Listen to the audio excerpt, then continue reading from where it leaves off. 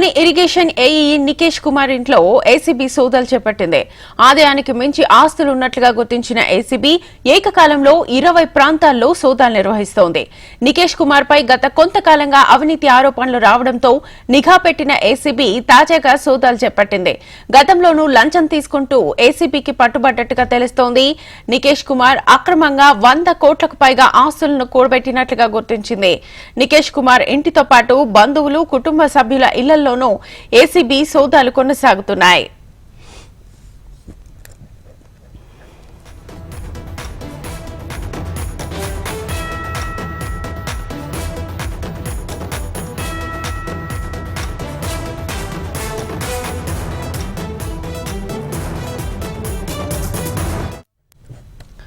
ఇక హైదరాబాద్ లోని irrigation AE Nikesh Kumar ఇంట్లో ఏసీబీ సోదాలు చేపట్టింది. సోదాలకు సంబంధించి ఫుల్ డీటెయిల్స్ మా ప్రతినిధి అమరేందర్ అందిస్తారు.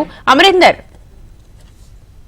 హైదరాబాద్ లో మరో అవినీతి మింగళం ఏసీబీ అధికారులకు చిక్కింది. అయితే ఇరిగేషన్ డిపార్ట్మెంట్ లో పనిచేస్తున్నటువంటి అసిస్టెంట్ ఎగ్జిక్యూటివ్ ఇంజనీర్ అయిన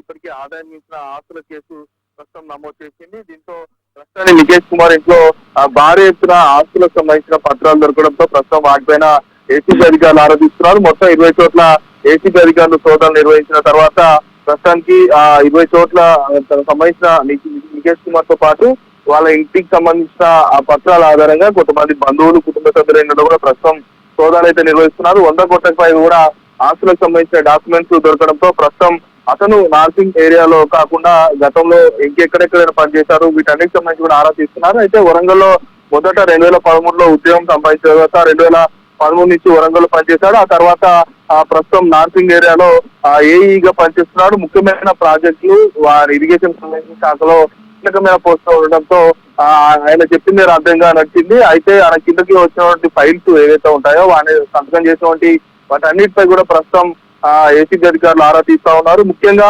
ఇతను నార్సింగ్ పరిధిలో చేసినటువంటి పర్మిషన్స్ కావచ్చు, ఇల్లీగల్ గా నిర్వహించినటువంటి వాటన్నిటిపై కూడా ఆరా తీయడంతో పాటు ఇప్పటి వరకు 100 కోట్ల పైగా ఆస్తులను గుర్తించారు. ఇంకా మరికొన్ని కూడా ఆస్తులు బయటపడతాయని కూడా ఏసీబీ అధికారులు అయితే చెప్తా ఉన్నారు. ఇంకా విచారణ కొనసాగుతుంది. రేపటి వరకు కూడా కొనసాగే అవకాశాలు ఉన్నాయని కూడా ఏసీబీ అధికారులు అయితే చెప్తా ఉన్నారు. Right Amarender, thank you.